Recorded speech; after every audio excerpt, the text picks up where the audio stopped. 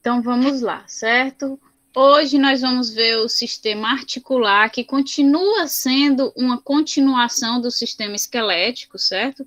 A gente vai ver aí a classificação das articulações entre os ossos, e a gente finaliza essa primeira parte da disciplina de anatomia, certo? Aí a gente vai ter nossa prova na próxima semana, que vai ser um trabalhinho que eu vou passar para vocês. Então, esse trabalho ele vai ter algumas coisinhas que vocês vão ter que buscar para conseguir responder no trabalho. O trabalho vai ser individual, certo? E eu vou enviar para vocês hoje, juntamente com o link da aula gravada, todas as orientações da aula. Então, leiam tudo que vai estar no arquivo, certo? É que nem ontem eu mandei o arquivo para a disciplina, aí eu mandei o arquivo e disse, leiam o arquivo totalmente, né, com atenção para entender. Aí logo em seguida me mandaram, o trabalho é individual, aí no arquivo vem dizendo, né, o trabalho é individual, então leiam o arquivo, né, se eu estou dizendo para ler é porque tem que ler o arquivo. Então eu vou enviar para vocês até mais tarde, junto com o link da aula, o arquivo, para vocês me enviarem esse trabalho até o dia 21 da próxima semana, certo? Ou seja, dia 21 nós não teremos aula, né? Porque é como se nós estivéssemos, que vocês estivéssemos fazendo a V1 de vocês, então nós não vamos ter aula. Então agora a gente vai começar o sistema articular, vocês vão ver que é bem simples, né? Mas aí vocês conseguem unir tudo, aquela parte de osteologia, com os ossos em si, né, do sistema esquelético, com o sistema articular, e fica bem fechadinho essa parte que é tão importante para vocês, né, no curso de vocês em si. Então, vamos lá.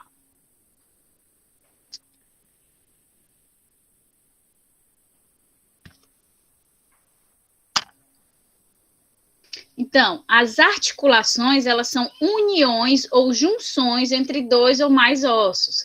As articulações, elas possuem várias formas e várias funções. Por exemplo, algumas permitem uma grande amplitude de movimento, enquanto outras já permitem praticamente nenhum movimento ou até mesmo movimento algum acontece nessas articulações. Então, elas existem ali para controlar qual tipo de movimento que aquela articulação vai desempenhar. As articulações, elas são classificadas de acordo com a sua forma e o material que vai unir os ossos. A gente tem 3 tipos de articulações principais. As articulações sinoviais, que são também chamadas de diartroses, as articulações fibrosas, que são também chamadas de sinartroses, e as articulações cartilagíneas, que são também chamadas de anfiartroses. Então, por que é importante a gente compreender esse sistema articular? É como vocês veem nessa imagem aqui, né? O sistema articular é o que vai permitir que a gente realize a nossa locomoção.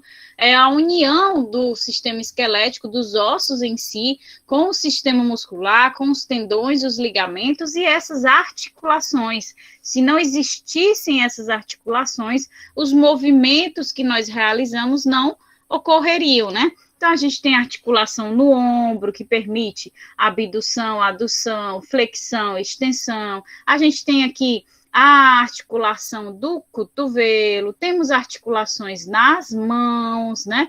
Temos as articulações dos membros inferiores. Então, são todas essas articulações, essas uniões entre ossos que permitem o movimento em si de todo o sistema esquelético, certo?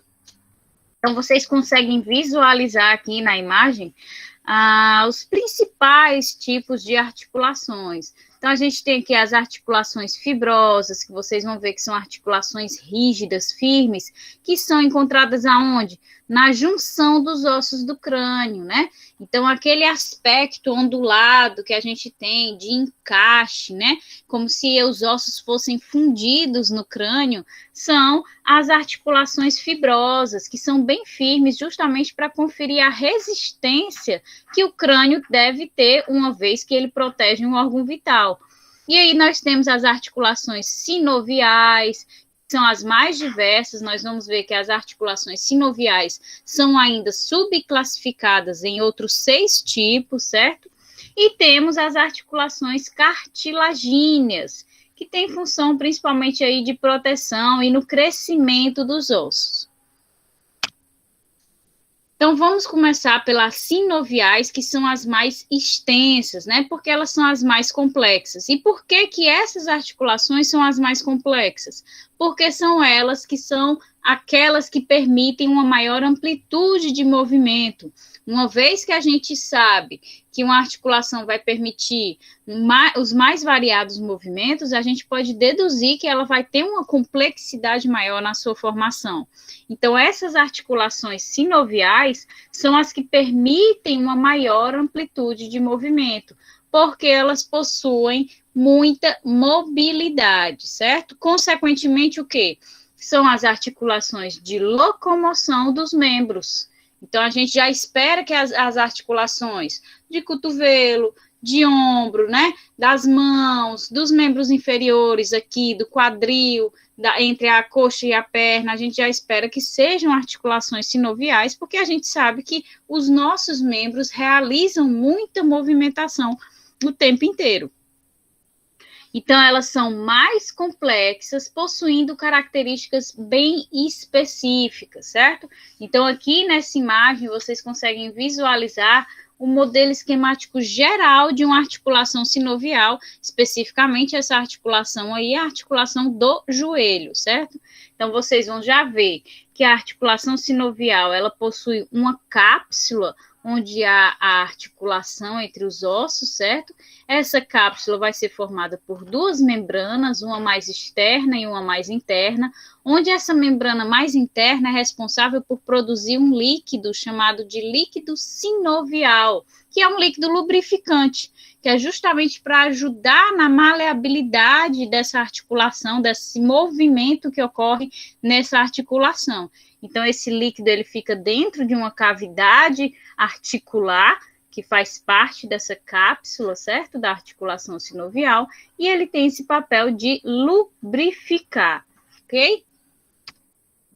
Então, os ossos das articulações sinoviais, eles vão ser envolvidos por essa membrana, que é chamada de cápsula articular. É uma membrana, mas é chamada de cápsula, certo? Então, a cápsula articular mantém os ossos unidos. Então, ela tem esse papel. Dois ossos ali que estão em encontro para formar uma articulação, eles poderiam escapar, né, deslizar, se não houvesse a presença dessa cartilagem, dessa cápsula que segura esses dois ossos que formam a articulação. Então, a função da cápsula, dessa membrana que envolve especificamente as faces articulares dos ossos, é justamente mantê-los unidos, evitar aí que haja o desvio, o deslize desses ossos. Então, a cápsula articular, ela vai ser formada por duas membranas, como eu já mencionei a vocês, uma mais externa, que vai ser espessa e fibrosa, e ela vai ser contínua com o periósteo. Eu não sei se vocês já viram em histologia o tecido ósseo, certo? Mas o tecido ósseo, vocês devem lembrar também da nossa aula de osteologia, né, que a gente viu esses conceitos.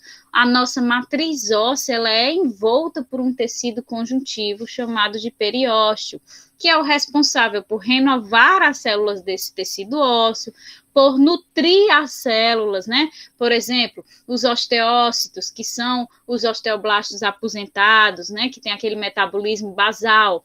Mesmo tendo um metabolismo basal, vocês viram que eles necessitam de nutrientes e gases porque ainda são células vivas. E essa nutrição, né, ela vem a partir aí do periósteo, que é essa membrana que reveste os nossos ossos, o nosso tecido ósseo. Então, essa membraninha mais externa da cápsula articular, ela vai ser contínua com o periósteo, certo? Então, é como se fosse um dentro do outro, não é como se o periósteo parasse e aí forma a cápsula e depois volta o periósteo. Não, eles são contínuos, eles são constantes, certo?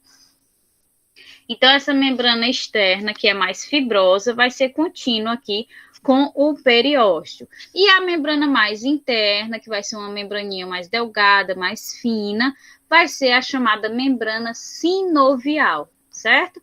Dentro dessa cápsula, que é formada por essas duas membranas, uma mais externa, fibrosa, e uma mais interna, fininha, vai ter uma cavidade chamada de cavidade articular.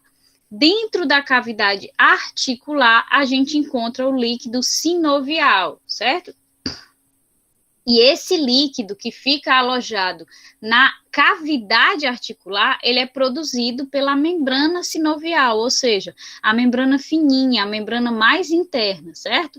Então, ela produz, ela secreta esse líquido, o líquido sinovial, e ele vai se depositar e se alojar dentro da cavidade articular, que é a cavidade que existe dentro da cápsula aí articular, certo? E esse líquido sinovial, como eu já disse a vocês, é um líquido lubrificante. Então, vamos tentar visualizar melhor naquela figurinha do joelho, novamente, que aí fica mais fácil de vocês irem assimilando, revendo a mesma imagem. Então, a gente tem aqui, ó, vem vindo o periósteo, aí o periósteo ele vai se unir à cápsula articular, certo? Então, ele se une a essa cápsula articular, formando aqui a cápsula articular, que tem o papel de quê? De unir, né, as faces articulares dos ossos envolvidos numa articulação, para impedir o quê? Que ocorra um deslizamento, que esses ossos, eles se separem. Então, essa cápsula, ela une esses ossos. E essa cápsula, ela vai ser formada pelo quê? Por duas membranas. A gente visualiza aqui a membrana mais externa, que, como vocês veem, ela é mais grossa, né? Por quê? Porque ela é fibrosa, certo? Então, ela vai aqui formar uma camada mais grossa, mais protetiva na articulação, e tem a membrana mais interna, que é a membrana sinovial, que é o quê? Mais delgada, mais fina, que vai ser responsável pela secreção, pela produção do líquido sinovial, que é esse líquidozinho azul aqui, que está representado em azul na imagem. E como vocês podem ver, na formação dessa cápsula, né, entre as membranas, a formação da membrana mais externa, da membrana mais interna, acaba por se formar uma cavidade dentro dessa cápsula, né, que é justamente a cavidade articular, onde vai se alojar o líquido sinovial. E aí ele vai exercer o seu papel de lubrificação da articulação, especificamente aqui a articulação do joelho, certo? Além disso, a superfície articular dos ossos envolvidos em uma articulação vai ser recoberta por uma cartilagem, a cartilagem articular. Geralmente, as articulações sinoviais, pela amplitude de movimentos, elas estão associadas a ligamentos que ajudam a fazer com que os ossos realizem apenas os movimentos que devem realizar. É como uma contenção. Então, essas cartilagens, elas permitem uma amplitude de movimentos. Então, vamos supor que em determinado local de articulação, vamos colocar novamente a articulação do joelho, nós conseguimos realizar o movimento de flexão e extensão, né? Se a amplitude de movimento que a articulação permite deixasse que a articulação do joelho fizesse um movimento de abdução e adução, por exemplo, é um movimento que o joelho, né, a articulação do joelho não deve fazer. Então, por isso que na articulação do joelho nós temos a presença de tantos ligamentos, o ligamento cruzado, né, e etc. Porque esses ligamentos, eles se associam à articulação sinovial do joelho para evitar que ele realize movimentos fora do eixo que ele deve realizar. Por exemplo, a articulação do joelho deve realizar apenas um movimento de extensão e flexão, certo? Não deve realizar um movimento de abdução ou adução. A gente não pode ver o joelho, né, abrindo e fechando para a lateral. É apenas extensão e flexão, certo?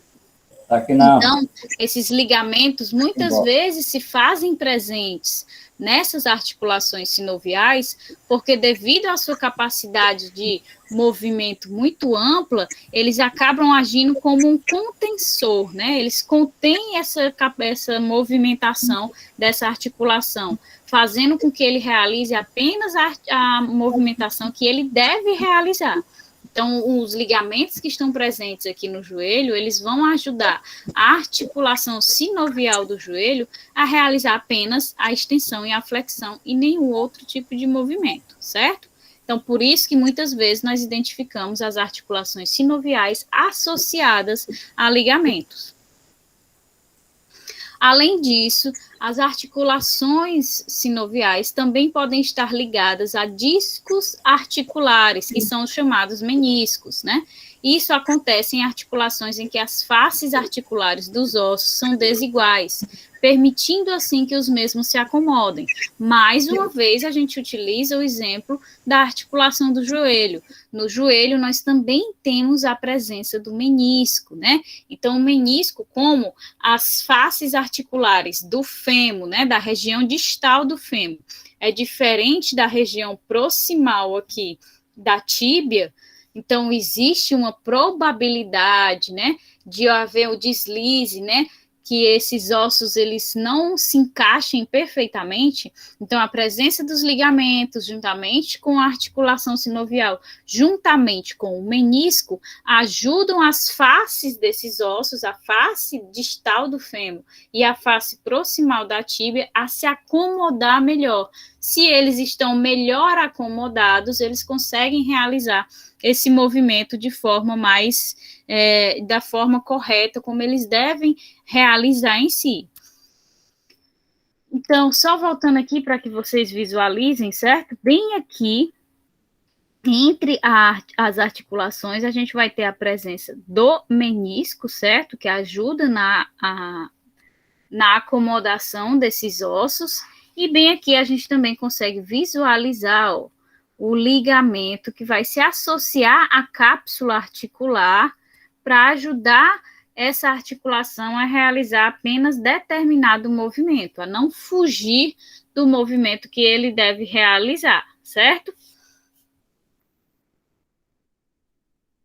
Então, existem, como eu falei para vocês, as articulações sinoviais são as que têm mais tipos, né?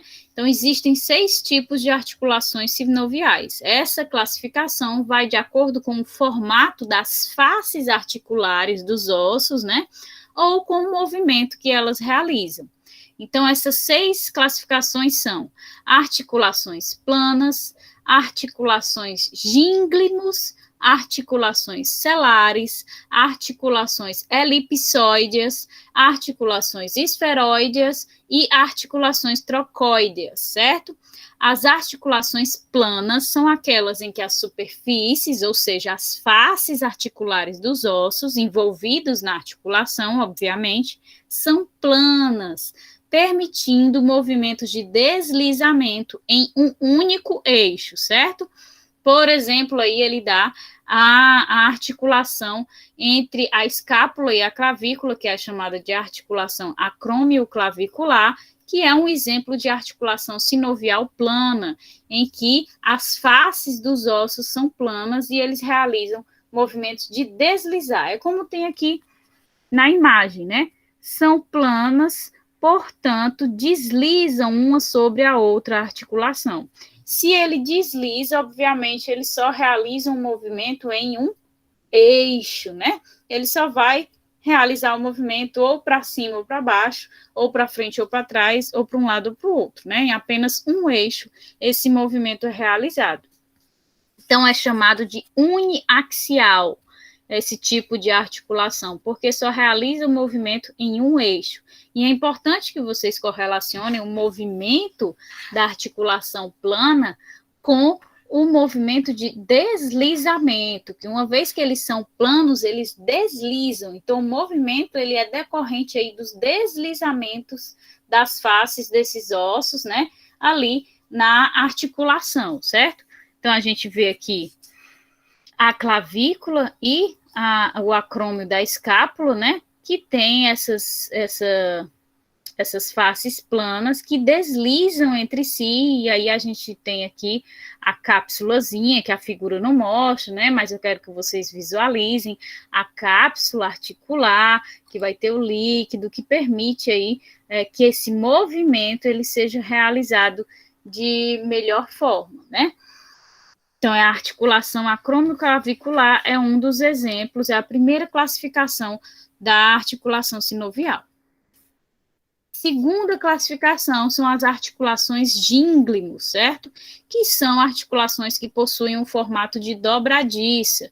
Dobradiça, nós repetimos muito na nossa aula gravada lá, do sistema esquelético apendicular, né, em que nós vimos que o húmero tem um encaixe perfeito para a cabeça de chave de fenda da una, né? Então, esse encaixe da una no húmero é como uma dobradiça, e nós repetimos bastante lá na aula anterior, então vocês já conseguem associar que a articulação do cotovelo que ocorre entre o húmero e a una vai ser um tipo de articulação gínglimo, porque forma aí essa dobradiça.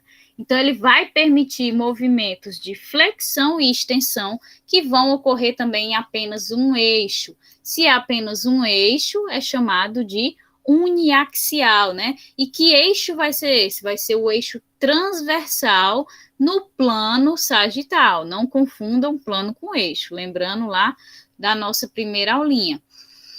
Então, essas articulações, elas têm por características serem frouxas nas regiões anterior e posterior, para que possa, de fato, realizar esse movimento de extensão e flexão. Então, ele tem uma folga na região anterior da dobradiça, né, da articulação, e uma folga na região posterior, para que esse movimento ele seja mais fluido, né, ele aconteça de forma mais natural. Elas são articulações que são reforçadas por ligamentos colaterais muito fortes para os lados em que não deve haver movimento. Então, é mais um tipo de articulação sinovial, como nós vimos a do joelho, em que a gente tem que ter a presença de ligamentos para evitar que movimentos que não devem ocorrer acabem acontecendo, né? Então, eles têm ligamentos na lateral dessas articulações aqui, ó, nas laterais da articulação entre o húmero e a una, para evitar que ocorra movimentos de abdução e adução aqui na região do cotovelo, que nós não temos movimento de abdução e adução no cotovelo. Nosso movimento é apenas de flexão e extensão. Então, ele não deve abrir e voltar. Então, para evitar que ocorra esse movimento, nós temos a presença aí dos ligamentos. Ah, professora, mas é óbvio que o movimento não vai acontecer. Não, você pode ser submetido a uma situação como um acidente de carro, alguma coisa, algum tipo de acidente, uma queda e etc., em que haja uma força externa que vá forçar esse movimento a acontecer, né? Então, os ligamentos, eles são extremamente fortes e evitam que ocorra esse movimento que pode acabar danificando o osso. Algumas vezes a força externa vai ser muito maior e aí o dano vai acontecer de qualquer forma. Mas, na maioria dos movimentos do cotidiano, em que a força não é tão extrema, os ligamentos, eles conseguem conter esses movimentos que não devem ser realizados pela articulação. Então, nós vemos aqui, ó, a articulação dínglimo uniaxial, né, acontece no eixo transverso e no plano sagital, e permite apenas a flexão e a extensão. Então, a gente vê justamente aqui, ó, uma dobradiça mesmo. Uma face do osso encaixa na face do osso que tem aqui uma cavidadezinha para que ocorra esse encaixe. Na região anterior do encaixe articular e na região posterior, nós temos um espacinho, né? Um afrouxamento para facilitar esse movimento, essa movimentação, certo? E aí é o que a gente chama de articulação em dobradiça, né? Que realiza os movimentos de flexão e extensão, que a gente viu como exemplo na aula anterior, a formação da dobradiça entre o húmero e a una, que tem essa cabeça de chave de fenda aqui. Mais uma vez, peço que vocês visualizem a cápsula articular, né, na formação dessa articulação sinovial aqui do cotovelo, ok? O terceiro tipo de articulação sinovial são as articulações selares. São aquelas que vão possuir o formato de sela, como o próprio nome diz, certo? São biaxiais, ou seja, já mudou aqui um pouquinho, né? Então, a gente já pode deduzir que ela vai permitir movimentos em dois eixos, ou seja, ela permite tanto a flexão como a extensão, que é o que nós temos visto nos exemplos anteriores, mas ela também vai permitir agora a abdução e a adução. Então, são 4 movimentos que ela permite, porque ela é biaxial. Nós temos como exemplo aí a articulação da mão entre o carpo e o metacarpo, certo? Na região, claro, do polegar. Então, nós temos aqui a articulação entre o osso trapézio, né, que é um osso do carpo, e o primeiro metacarpo, que é o metacarpo aqui do polegar, certo? Então, essa articulação entre o trapézio e o primeiro metacarpo é um tipo de articulação selar que forma essa cela aqui, ó, que é um encaixe no formato mesmo assim de cela, né? Como se estivesse encaixando na forma de cela, e é essa articulação carpo-metacarpal. Essa articulação ela vai ser biaxial porque vai permitir o movimento de flexão e extensão, também vai permitir o movimento de abdução e adução. Então, a gente consegue flexionar e estender o nosso polegar, e nós também conseguimos abrir e fechar o nosso polegar. Então, a gente tem esse movimento, 2 eixos, devido a essa articulação carpo-metacarpal aqui, que existe nesse ponto da nossa mão, entre o osso trapézio do carpo e o primeiro metacarpo do polegar, certo? Então, é o primeiro que a gente vê que permite a movimentação em 2 eixos. A quarta articulação são as articulações elipsoides, né? Que são aquelas que as faces articulares dos ossos têm um formato de elipse. Elas também são biaxiais, portanto, irão permitir também flexão, extensão, abdução e adução. E aí a gente tem como exemplo as articulações metacarpo-falangianas, né? Que são articulações entre os ossos metacarpos e as falanges proximais dos dedos. Então, a gente tem aqui, ó, a articulação metacarpo-falangiana, certo? Que tem esse aqui, ó, esse aspecto de elipse. Por que elipse? Né? Elipse é um meio círculo. Então, a gente tem um osso que tem uma face plana, que está em encontro aqui com a face elíptica do outro osso. Então, essa face elíptica em encontro com essa face plana é que vai formar essa articulação elipsoide. Então, elas têm essa capacidade de permitir movimentos em 2 eixos, né? Esses 4 tipos de movimentos, e aí a gente consegue realizar esses movimentos entre cada metacarpo, né? Da nossa mão e a falange proximal dos nossos dedos, certo? O quinto tipo de articulação sinovial são as articulações esferoides, certo? Que são articulações em que uma das faces tem um formato esférico e a outra é uma cavidade. Essas articulações são multiaxiais, ou seja, elas permitem movimentos nos mais diversos eixos.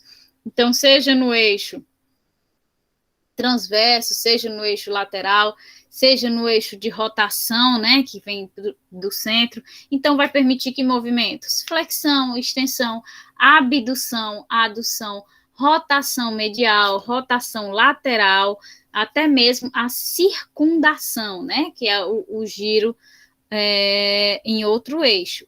E que tipo de exemplos de articulações esferoides nós vamos ter? Nós temos aqui a articulação fêmuro-acetabular e a glenohumeral, que nós vimos na aula passada, né, principalmente quando a gente viu lá a parte dos acidentes ósseos, em que a cabeça do fêmur, ela se encaixa no acetábulo do osso do quadril, né, que é aquela cavidadezinha que existe no osso do quadril.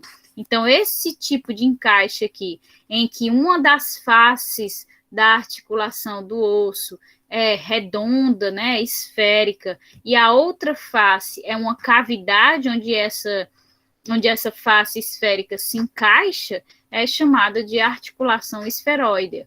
E outro exemplo nós temos aí a articulação entre o húmero e a cavidade glenoide da escápula. Então, a cabeça do húmero, ela vai articular, vai encaixar na cavidade glenoide da escápula. Então, é outro tipo de articulação esferoide que nós também vimos na aula anterior. Então, quando a gente tem uma cabeça, né, redonda encaixando nessa cavidade, a gente tem um tipo de articulação esferoide que permite os movimentos nos mais diversos eixos, seja flexão e extensão, seja abdução e adução, e os movimentos de rotação, certo? Então, a gente consegue visualizar aqui nessa imagem, ó, que a gente tem uma cavidade, e aí a cabeça redonda desse osso, ela vai encaixar, e isso vai conseguir permitir que ele se movimente para cá, para frente, para trás, para um lado, para o outro, uma vez que é uma ponta redonda, né, esférica, permite essa movimentação aos mais diversos eixos e principalmente circular, né, a rotação de rotação. Então, são articulações multiaxiais, certo? E, por fim, nós temos o último tipo de articulação sinovial, que são as articulações trocoideas, certo? Que são as articulações em formato de pivô. São também articulações uniaxiais, né? Então, a gente retorna lá para a limitação da movimentação, como as primeiras que nós vimos, e vão permitir apenas os movimentos em rotação. Então, a gente tem, por exemplo, como exemplo, a articulação entre a C1 e a C2, né? A cervical 1 e a cervical 2. Então, esse tipo de movimento aqui é que permite a rotação da cabeça, certo? É essa articulação entre C1 e C2 que permite a rotação da cabeça, tendo aqui o dente do áxis encaixando aqui no centro da C1 para formar essa estrutura aqui que permite o movimento de rotação. Como está encaixado aqui, a gente não consegue ter um movimento de flexão, extensão, abdução e adução. Apenas o movimento no único eixo que permite a rotação, certo? Então, é esse tipo de articulação que é a chamada de articulação atlantoaxial ou articulação C1, C2, certo? Que permite a rotação aqui da cabeça, e é um exemplo de articulação trocoide, que tem esse formato aqui de pivô, né, em que um ponto do osso, né, uma face do osso encaixa no outro osso, certo? Então, agora a gente vai finalizar vendo os outros dois tipos principais de articulações, lembrando que nós vimos no início da aula, que o sistema articular do nosso corpo, ele possui 3 tipos de articulações principais: as articulações sinoviais, as fibrosas e as cartilagíneas, certo? E aí nós começamos a detalhar os 6 tipos de articulações sinoviais. Nós finalizamos esses 6 tipos de articulações sinoviais e vamos agora finalizar vendo a articulação fibrosa e a articulação cartilagínea. E aí a gente consegue finalizar o sistema articular. Então, nas articulações fibrosas, os ossos são unidos por um tecido fibroso, certo? Devido a essa articulação fibrosa ser mais rígida, ela permite apenas alguns poucos movimentos de amplitude limitada, ou até mesmo nenhum movimento. O que irá determinar o grau de movimento da articulação fibrosa é o comprimento das fibras que mantém os ossos unidos. Então, os principais tipos de articulações fibrosas são as suturas, né? As suturas do crânio. Então, aquele aspecto entre os ossos do crânio que a gente vê ondulado, né? São como se fossem mesmo suturas, né? Que são os encaixes entre os ossos do crânio. E entre cada encaixe desse, em cada sutura dessa do crânio, nós temos a presença aí dessa articulação fibrosa. Então, nós temos esse exemplo das suturas do crânio e também temos o exemplo das sindesmoses, que une por uma lâmina de tecido fibroso, ligamento ou membrana fibrosa, que vai unir os ossos através desse ligamento fibroso ou dessa membrana fibrosa, e a gente tem como exemplo aí a união entre o rádio e a una, né? Então, a gente tem aqui o húmero, quando a gente desce, a gente tem a una e tem o rádio aqui, né, na posição do polegar. A gente tem a una e o rádio na posição anatômica, e a união entre esses dois ossos se dá por uma articulação fibrosa, certo? A membrana fibrosa que vai unir esses dois ossos. Gonfose é um tipo de sindesmose específica, certo? A gente tem, por exemplo, a sindesmose dentoalveolar, que é a formação aqui da união entre a raiz do dente e o processo alveolar, ou seja, um acidente ósseo da maxila, certo? Do osso do maxilar. Então, a união entre a raiz do dente e esse acidente ósseo do maxilar, ele vai aí ser unido através de uma articulação fibrosa, desse tecido fibroso que une esses dois pontos. É gonfose porque é bem específico, né? Apenas ocorre entre os dentes e o maxilar, certo? Então, a gente vê aqui o exemplo da presença de articulações fibrosas. Bem aqui, na imagem não dá para visualizar perfeitamente, mas a gente tem as suturas, né, entre os ossos do crânio, o temporal, né, então a gente vê que tem aqui essas linhas, e essas linhas são aquelas linhas onduladas, onde ocorre o encaixe entre os ossos do crânio, e esse encaixe, para acontecer de forma firme, né, ele tem a presença desse tecido fibroso, que vai aí permitir a união e articular esses ossos aqui na região do crânio. Como também a gente tem a união entre a una e o rádio, certo? Através desse tecido fibroso, que é, aqui no caso, a sindesmose, né? Na articulação fibrosa, a gente tem os tipos sutura, que são esses que parecem uma linha ondulada, né, uma linha de encaixe entre os ossos, e temos a sindesmose, que vai aí ser a união entre esses ossos através de uma membrana.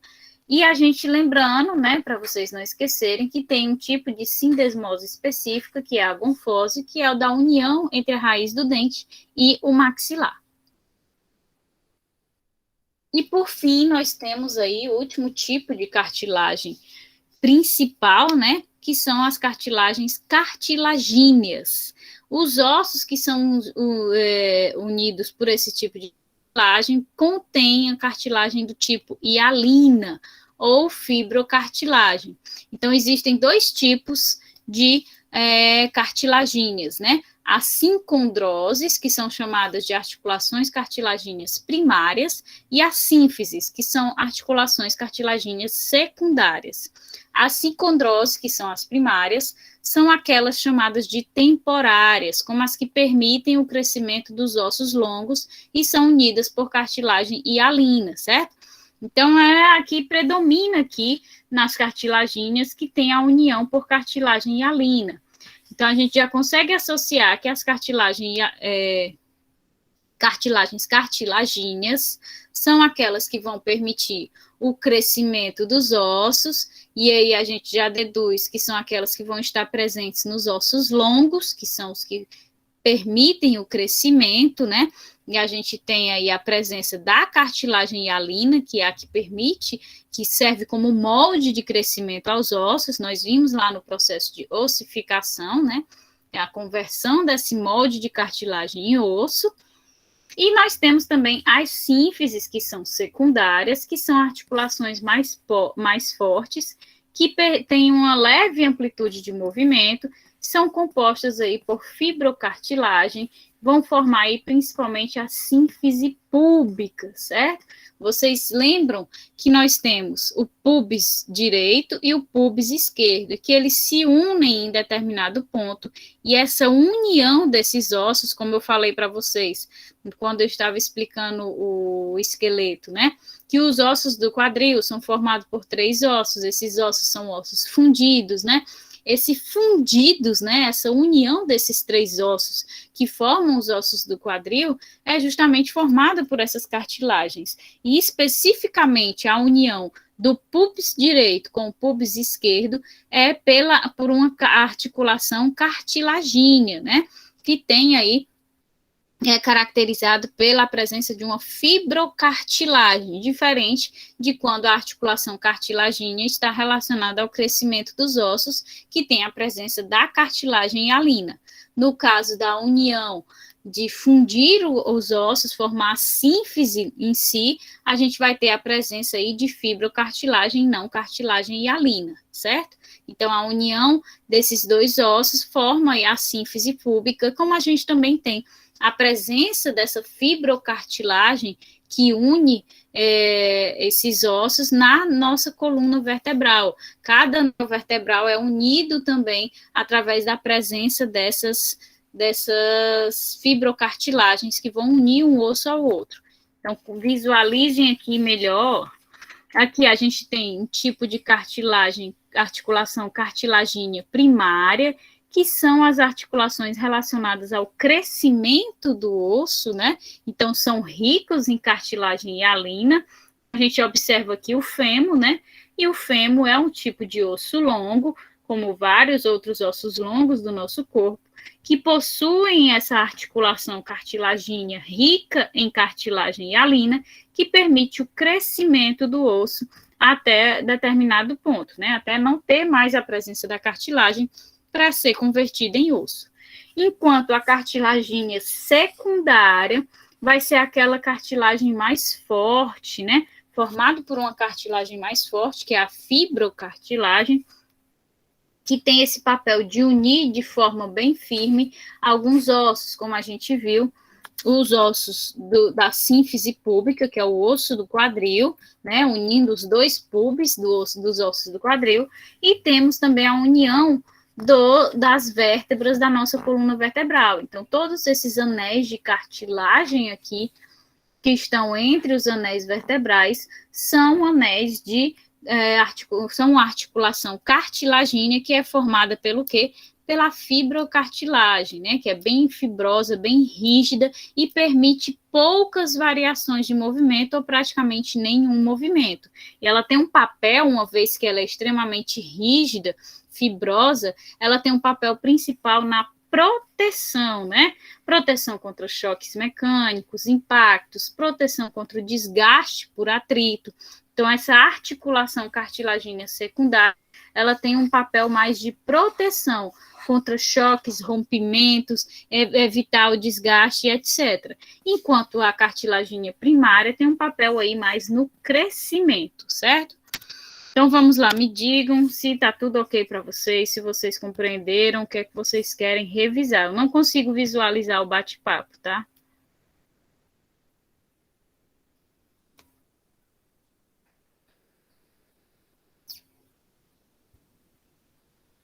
Me digam aí, tudo certo, tudo ok? Vocês conseguiram compreender? Estou pronto para fazer o trabalho, professor. Cuida.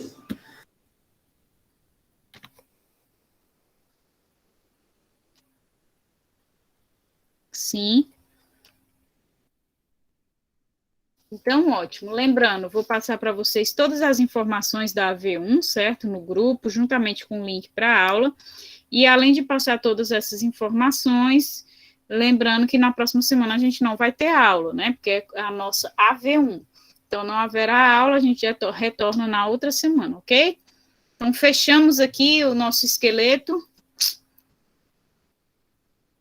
Então, pronto, gente, um bom dia para vocês e até próxima semana. Por favor, não atrasem o trabalho, certo? Eu não vou receber se vocês passarem do horário, certo? Eu vou colocar lá no Classroom para não receber depois. Então, é até dia 21, às 4 horas da tarde, para vocês enviarem o trabalho, beleza? Então, tchau, tchau, gente. Bom dia. Tchau. Tchau. Bom dia, professor. Bom dia.